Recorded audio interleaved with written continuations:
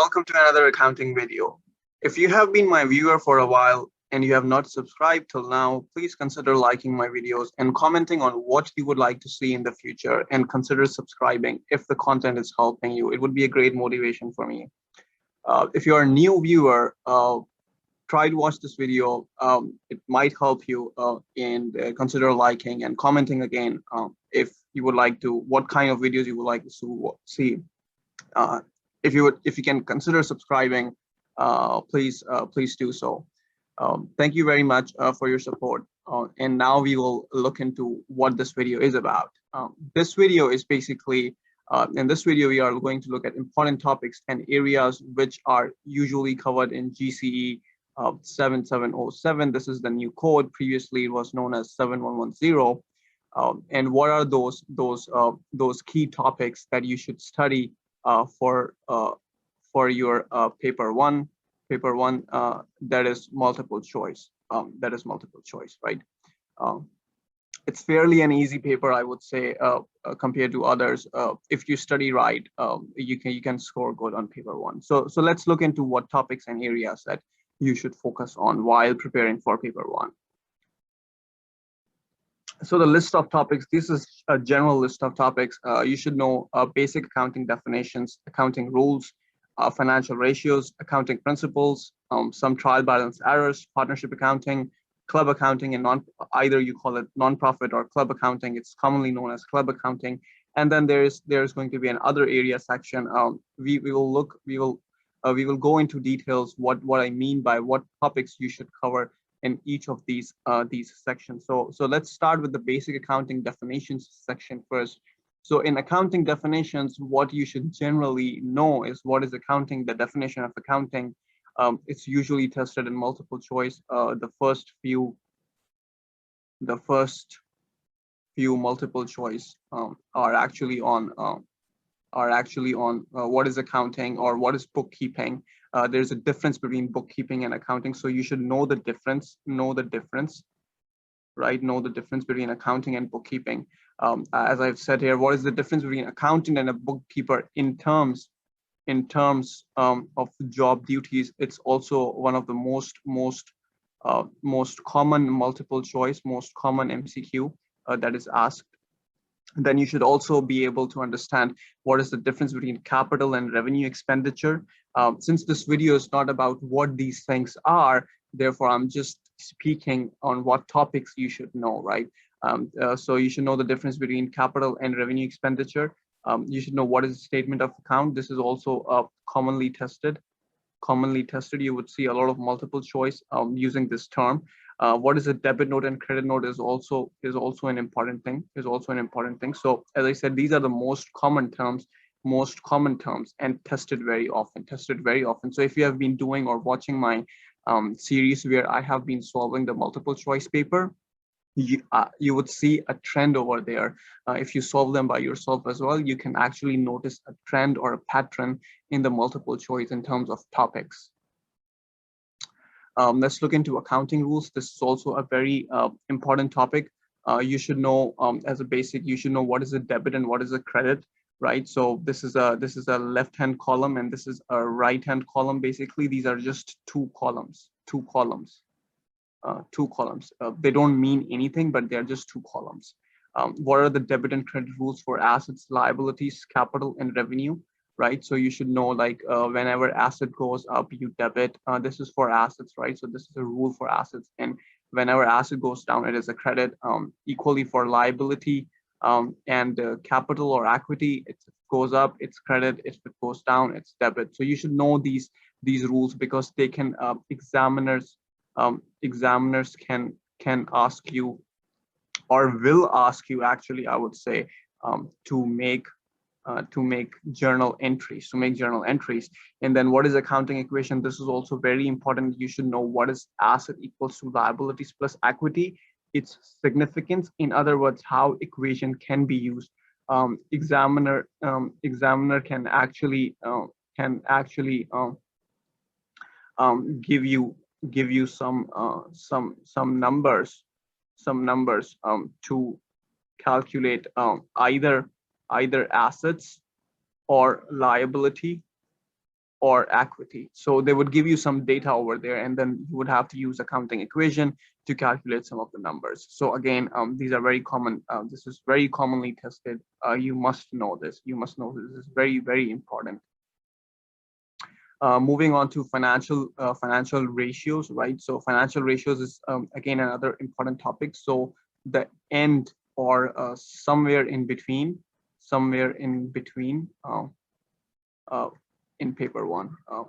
So if you want a hierarchy over there, you would see financial ratios multiple choice either at the end of the paper or somewhere in the between, or like very close to the end of the paper. Right, so there are several financial ratios that I would say they would have profitability ratios, and there are leverage ratios. Um, Profit ratios will include like net profit margin, gross profit margin. Then there's return on assets, return on equity. Leverage ratios will include current ratio, asset test. There's cash conversion cycle, inventory turnover ratio, debt to equity ratio, and there are many more ratios, many more ratios that you should know. What type of questions examiner can ask you? They can ask you either to calculate a given ratio using the formula, right? Using the formula. So you must remember the formulas. You must remember the FR formulas, financial ratios formulas, or they can ask you to do reverse calculations. That is, use the ratio, and then calculate certain numbers. So I have given an example here. That is, examiner can give you a current ratio and current liability number, and then they can ask you to calculate current assets, right? So for example, they give you a ratio of current ratio is 1.5. You have to calculate current assets, and the current liability is $1,000. So how do you calculate current asset? That would be just simply 1,000 times 1.5, and that will come to as 1,500, right? That will come to as 1,500. So 1,500 would be your number for current assets. So this is just a simplistic example, but if you look at if you look at the series that I have been solving past papers, you would actually see actual questions over there. Moving on to accounting principles. This is very important, very important, because the last there will be 2 to 3 multiple choice questions at the very end of the paper, at the very end of the paper. So accounting principles, you must know them. They are very critical. There will always be question on accounting principle, and you should study accounting principles. For example, matching, prudence, accounting entity, going concern, and there are other principles. There are other accounting principles. Right, that you should study. So for example, examiners will either ask you a definition of a principle. They will give you a definition of a principle and then ask you to identify the accounting principle. A most common situation here is that they would give you a situation. Because they test on application. Examiners, Cambridge examiners like applications. So what you would see actually over there is they would give you a situation, and then they ask you which principle is being applied. It's very similar to first situation, but a little different. You would have an actual scenario over there, very 2-liner or a 3-line scenario over there. But I would again emphasize the importance of this topic. You must study accounting principles. Then you have accounting errors or trial balance errors, basically trial balance errors, right? Usually you would see questions on this as well. So 2 to 3 multiple choice questions are usually on accounting errors. For example, you would have to identify overstatements and understatements as well. This is a very common topic, common tested area. You should also study the type of errors, like error of omission, error of transposition, error of principle, and of course there are many more other errors. You should pay attention to this topic because the multiple choice are usually tricky. So there must be an attention paid here, because multiple choice here can be tricky, very tricky actually.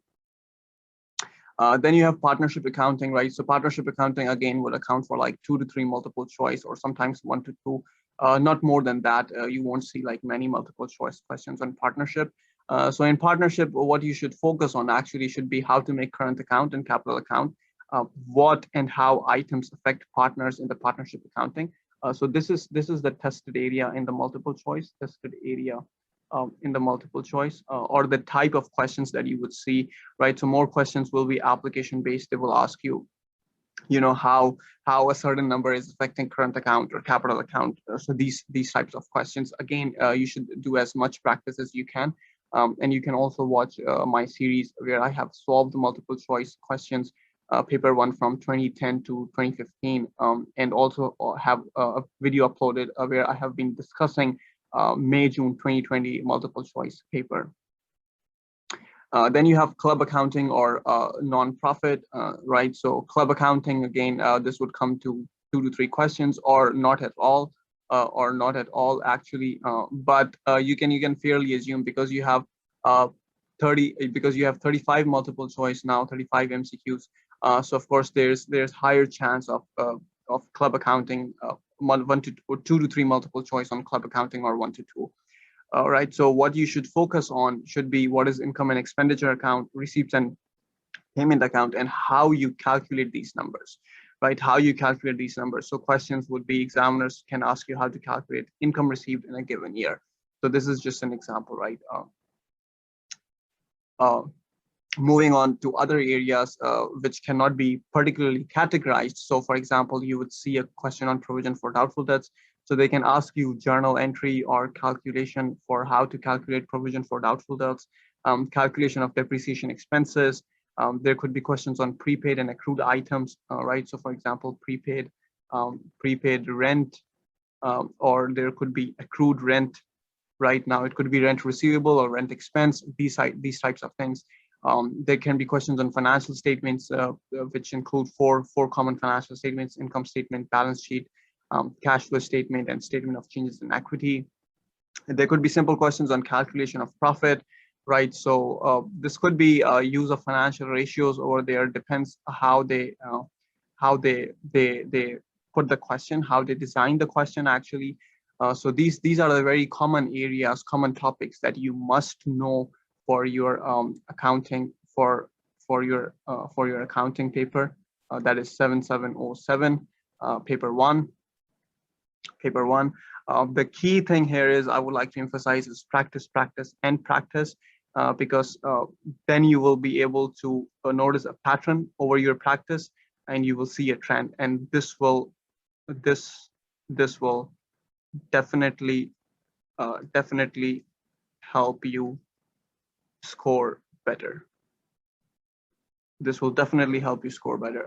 Thank you very much for watching this video till end. If you think this video was helpful to you, please give it a like, comment on what kind of videos you would like to see in the future, and subscribe to my channel. Thank you very much for watching this video.